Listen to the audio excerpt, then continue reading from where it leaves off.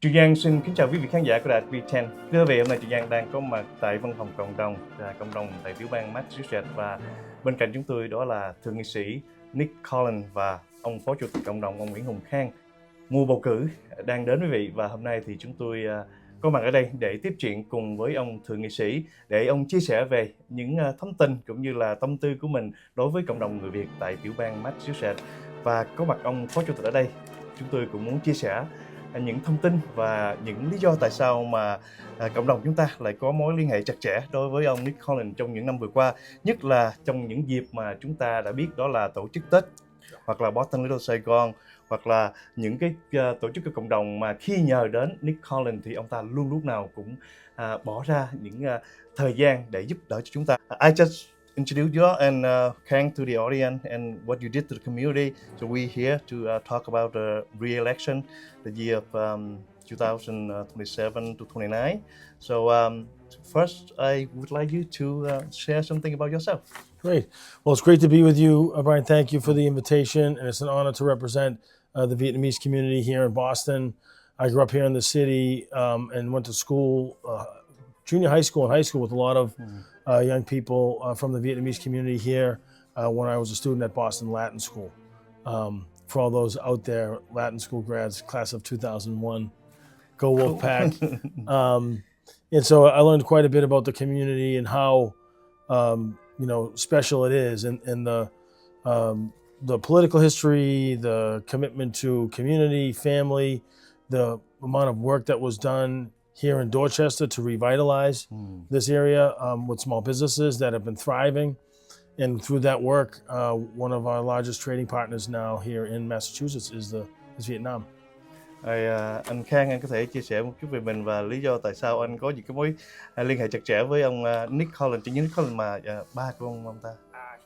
Kính thưa quý vị, là tôi biết ba của ông Nick Collins đã 10 năm. Tôi trong cái board của Biệt ấy. Và tôi biết ông Nick Collins, nếu mà cái mối thâm tình là bắt đầu cũng cỡ 8 năm.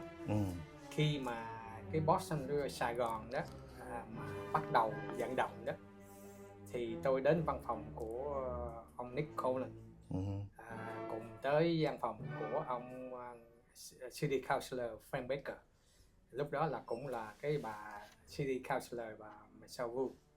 Thì ông Nick Collins đó là thượng nghị sĩ. Ông hứa ông sẽ vận động cho, lúc đó Boston Sài Gòn chỉ là ở trên cái bản vẽ thôi chứ chưa có thực hành. Đúng. Thì ông Nick Collins từ đó là chúng tôi có một cái mối làm việc với nhau rất là tốt đẹp.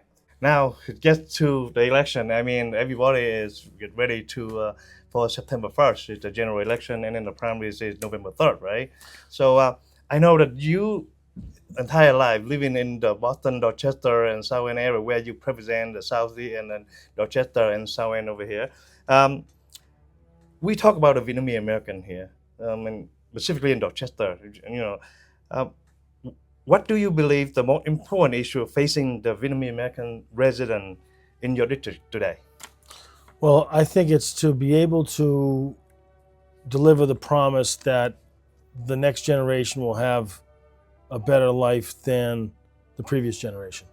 And with all the sacrifices that have been made by the previous generation, all the work that's being done by the current generation to take on opportunities and to really show the might and the strength of the community, in one that can continue to preserve the cultural and historical traditions of the Vietnamese community. And I do believe that a combination, of the continued success of the Boston Little Saigon district and the future memorial, 1975 memorial to the diaspora, will continue to tell that story and that history that will continue on through generations. Now, you know that if you driving by Dorchester, you see a lot of Vietnamese businesses, small businesses.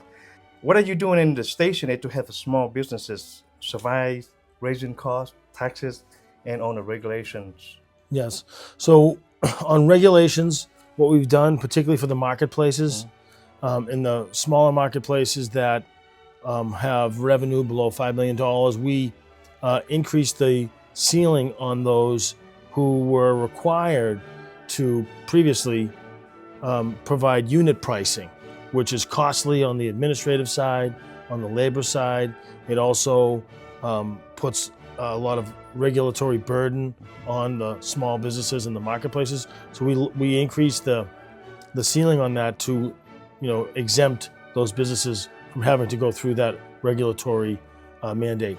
So that's one area. The other area we've pursued and passed twice in the Senate, and this is now in the Economic Development Bill that's waiting final approval between the House and the Senate Conference Committee, where we gave cities and towns the ability to triple their exemption for personal property, which is what small businesses have in the form of equipment. Could be a TV, could be an oven, could be a printer, could be a sewing machine. Right now, the limit on excise tax exemption is $10,000. So you can basically exempt $10,000 worth of equipment in your small business from an excise tax bill that the city will hit you with at the end of the year. What our bill does would increase that to $30,000. So a lot of the restaurants, a lot of the small businesses that are salons or are sewing or are marketplaces, any small businesses that have equipment that has a value to it that they otherwise are taxed on, that is not sold out the door, but is actually just part of their operation, we would increase that exemption to limit their excise taxes. Anh Khang nghĩ sao là phó chủ tịch cộng đồng, anh đã từng chứng kiến những sự thay đổi của cộng đồng chúng ta trên vùng Dorchester, thì cái sự mà xem của thác của tiểu bang như thế thì nó giúp đỡ những gì trong cộng đồng của chúng ta? Tôi thấy nghĩ giúp đỡ rất là nhiều. Brian cũng biết là cái small business của mình á, người ta không phải là giống như người Mỹ, cái mới bắt đầu thôi, cho nên là những cái exam đó làm cho họ cái cost của họ, cái overhead cost nó low, cho nên là sẽ giúp họ rất là nhiều để mà họ tiếp tục phát triển cái cộng đồng mình càng lúc càng tốt. Housing affordability, is it possible for the working Vietnamese American families and other families to buy or rent in the greater Boston area, because the cost of housing in this area is amazing. Yeah, it's crazy basically. So what can you do? Well, Boston is one of the most densely populated cities in the United States. If you think of some of these other major cities, Chicago, New York, Philadelphia, Los Angeles, they're very sprawling. But here we're dense. And as the city has grown historically, Dorchester was once its own town. And if you take Dorchester by itself, of 100,000 plus people, it will be one of the largest cities in Boston besides the city of Boston. So we look at Boston, as a city as a whole, but over time, these neighborhoods of Boston were their own towns and just became part of Boston, which is why it's partly so dense. So we have passed the MBTA Communities Act, which would put other cities and towns on the perimeter of Boston to be in line with their obligations on building affordable housing. I've been encouraging the executive branch administration, Healy administration, to pursue building with the general manager Ng, housing on MBTA assets to build affordable housing near transit hubs that would not require local zoning approval. They have full control as the landlord. And so to be able to streamline that, fast track that, you put less burden on the existing infrastructure. So you're right at a transit hub. You can build in accommodating retail that will allow for a certain population of people that are in 1 to 2 bedrooms, maybe 1 to 2 to 3 bedrooms, depending on the proposal, that will allow to take on a bit more of that market demand. So that's one area, and using public land drives down a significant component of the cost of housing. You have 3 parts of it: cost of land, cost of construction, cost of capital. If you can drive down the cost of land, if you can drive down the cost of capital, then you're really driving down the costs. We also have allowed, and the city has their own process that they're able to work through, but to have these, what they call ancillary dwelling units, so people can actually build an extra unit on their property, whether it's in the basement or in the garage or an extension. Is that the new? Yes. The regulation that allow people to build extension. Okay. Yes. So then you're getting, if you think about, not everyone's going to do this, but if you get 7,000 people in the greater Boston area build an extra unit, that's 700. But how does that conflict with the zoning, with the city zoning? So the city has, so the state as a whole, that is allowed. Cities and towns have the ability to form fit a process. Okay. So the city has a process that you go through, but they still allow for it. Where before it was much more prohibited and frowned upon because it wasn't natural. You have a lot of these older basements, but now with new fire code regulations, they're a little more. I have friends who've been doing it in the past and got punished for it. Yeah, now it's all it's on the level. Now there's a process the city goes through, but to make sure they're safe.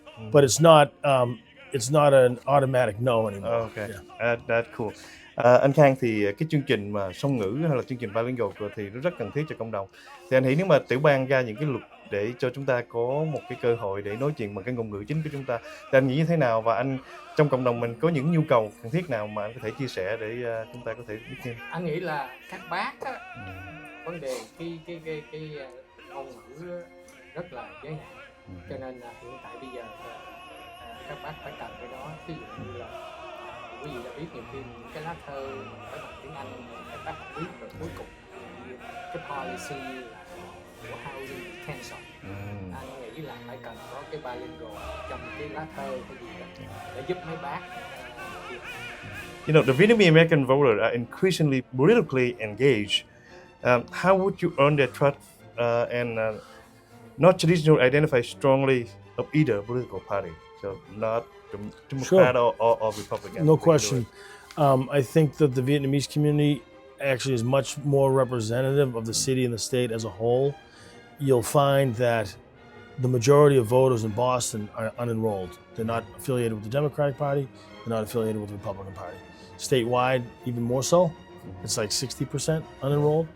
And I think there's a confluence there too with the Vietnamese community. We know, particularly in the aftermath of 1975, that the draw when people came here was not necessarily to the Democratic Party because of the connotations with what transpired back home, and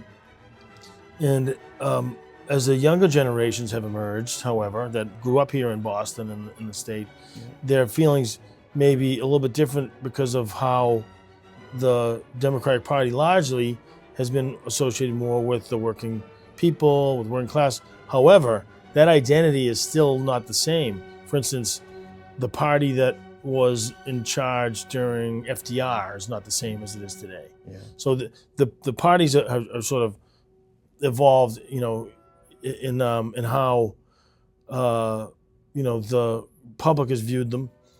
As a proud Democrat myself, my values are common sense, economic development, supporting working families, high quality education. But I think it's about the issues, and it's about who you're prioritizing, because the party politics can sometimes get confusing. Sometimes they can get polarizing, and they also become something that can turn people off. So I, as a state senator, I represent everybody. And in this election, people that are unenrolled can vote in the Democratic primary. So we're asking people who are unenrolled to pull a Democratic ballot. You can only do one or the other. There's no race going on the Republican side.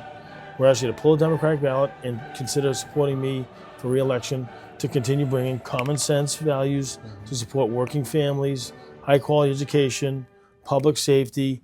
I mean, I'm not a radical. Yeah.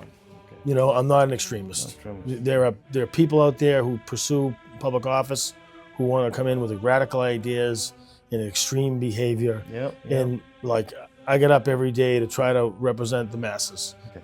This last but not least, I got a couple more, but I think this is when I ask the people. I have a lot of friends who do have businesses around the Dorchester area, and what they're concerned, and it's taxes, labor costs, insurance, regulation make it increasingly difficult for them to stay open. So at the state level, what changes can you make to address their concern? Well, we need to pass that tax proposal that we've passed twice, tax relief for small businesses. that we believe will make it to the governor's desk through the economic development bill. But the city has to adopt it because they have the authority to, it's law, and the city has to adopt that. And to lower the regulations. We've lowered regulations and limited them at the state level. We've consolidated agencies that would otherwise be in that business of, multiple agencies needing sign off for this and that.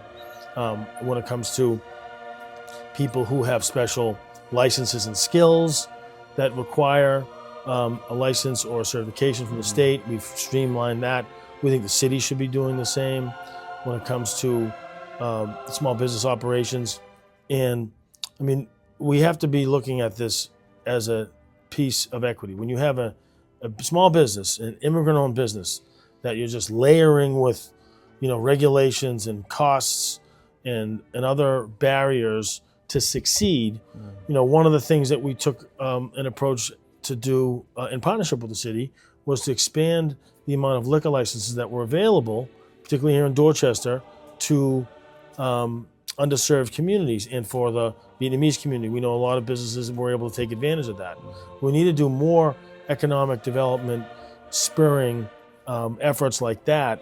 But also, and I think this hits the point of the people you talk to, sometimes it's the role of government to get out of the way.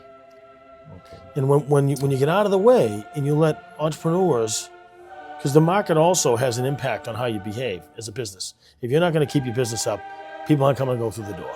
If you don't keep your stock, modified, if your, professionalism isn't clearly on display, and you don't have a product or a service that people, feel is high quality, they're not going to come through your door. So there's a built-in, accountability there when it comes to the consumer. And by giving the businesses a little bit more flexibility to operate, they're able to achieve higher goals while still maintaining the quality, the standards, and the requirements to operate a business in Massachusetts. And I just think sometimes it's best for government to take a step back. So speaking of that, and also speaking of property tax policy in Boston area here, I know that you have a strong disagreement with Mayor Wu about that. And I also talked to my realtor friend and stuff like that. They also didn't agree with her decision as well. But how did you think the policy ultimately affect immigrant small business people here? Well, I think our position helped them because it made sure they didn't get hurt. Because the proposal to increase taxes on commercial would not have increased taxes on commercial buildings that were vacant downtown. They would have increased taxes on small businesses. Here's why. Take any business on Dorchester Avenue that, from a real estate perspective, are not losing value. They're either a one-story retail or they have housing above them. Unless you're losing value in your real estate value, in dramatically, then the proposal would have been a dramatic increase. So if you're going to triple the taxes on a small business, and even if you don't own the small business building, almost all of these businesses Is it triple net lease. Okay. So they have a triple net lease, which means the taxes get passed on to the renter who has the small business. So even though you don't own the condo or the small business envelope, the landlord is still passing the taxes on to you. So this thing would have tripled the taxes on small businesses. A lot of them would have gone out of business. And in the end, the ones that didn't, they put that burden on the consumer. Exactly. So your Vietnamese coffee is now triple, or your meal, your pho is now triple. Like, that's not a economic strategy that's going to help immigrant businesses. It actually guarantees that some of them are going to close down. And so that, to me, was a worthwhile debate to have, while also putting on the table tax relief that was going to help residents, seniors, and small businesses. So that's the thing. The interesting part about the tax debate is we agree on 75%. So what we passed was 75% of the mayor's home rule petition. Now she's now objecting to it, even though she already supported it. I think that's more personal politics than it is policy. But so we made sure that we put policy on the table that was going to lower the burden on residential property owners, lower the burden on seniors, and lower the burden on small businesses, while also not making a decision. There's a book by Barbara Tuchman. It's called The March of Folly. And it's a book about leaders across the world in world history who had an example prior to their leadership of what would happen if a certain decision was made, because it was made already before, and it was a disaster for that person. And they still did it.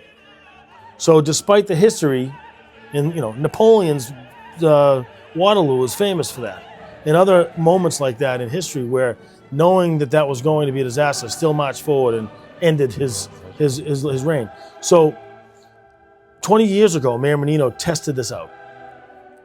He tested it out because he had a similar challenge and was looking for some way out of it. Now, this hadn't been tried before, so it was an experiment. And it failed because it did what I just mentioned.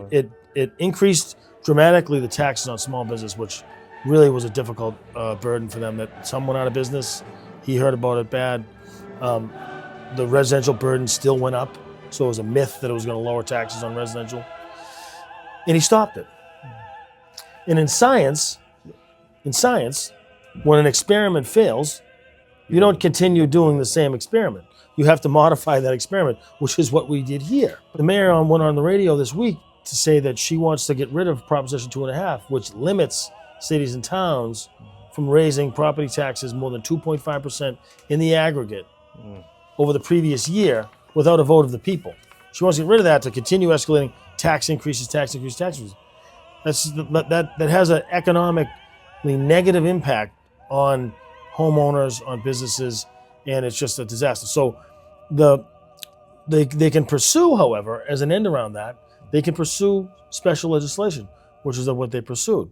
We looked at it and said, we agree with 3/4 of that, but not the fourth that would have a devastating impact. Okay. And so we separated that.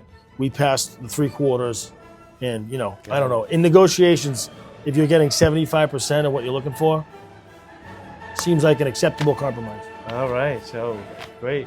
Anh Khang có những gì muốn chia sẻ cùng với cộng đồng của chúng ta, nhất là ngày bầu cử sắp tới? Quý vị đã biết là ông thượng nghị sĩ Nick Cohen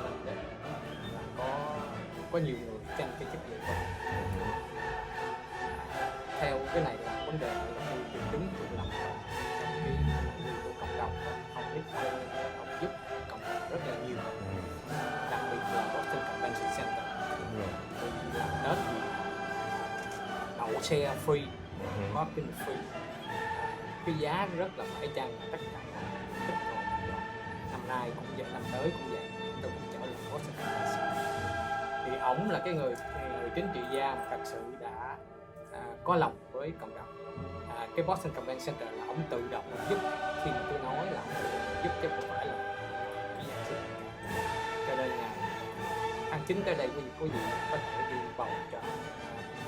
Nếu mà những gì cộng đồng ổng đã làm cho cộng đồng, những gì tôi nói, quý vị thấy là ổng được xứng đáng là một cái người good candidate, quý vị bầu cho. Còn những người khác tùy quý vị, cộng đồng sẽ không có ép buộc.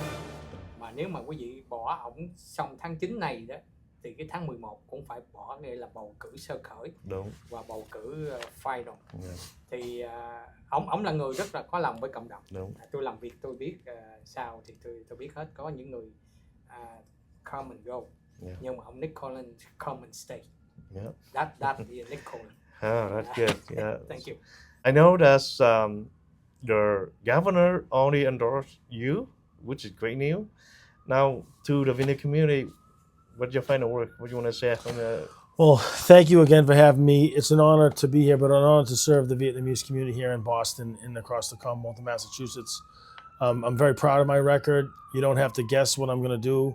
I've been there for the community, delivering, and whether it's the small things that are quality of life or the big things like economic development and trying to get projects like Boston Little Saigon established at the state level, or really lifting up the community's efforts to have one of the most impactful TED events in the United States, and having the appropriate place for them to have that celebration, as well as this memorial that's coming, and that I've been a proud supporter of.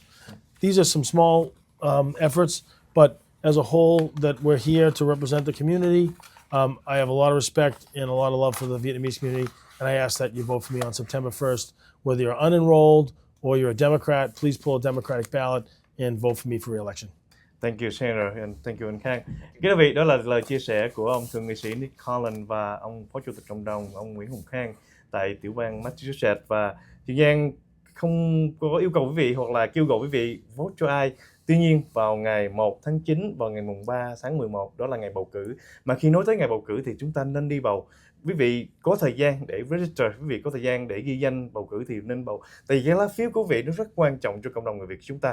Tại vì mỗi khi cái lá phiếu của quý vị đến được cái tiểu bang là con số đó nó nói lên cái giá trị của người cư dân cộng đồng người Việt chúng ta sinh sống tại tiểu bang, và những nguồn quỹ nếu mà sau này họ có thể chia ra từ phần thì con số của người Việt chúng ta càng đông thì số quỹ đưa xuống vào những cái phục vụ những dịch vụ cho chính phủ đó nó càng nhiều thì nó sẽ giúp đỡ cho cộng đồng chúng ta và cho những người cần thiết. Thì một lần nữa Chị Giang tường thực cho đại B10 từ thành phố Boston, tiểu bang Massachusetts. Xin chân thành cảm ơn quý vị đã theo dõi chương trình. Cảm ơn. Thank you. Thank you, Senator. Thank you.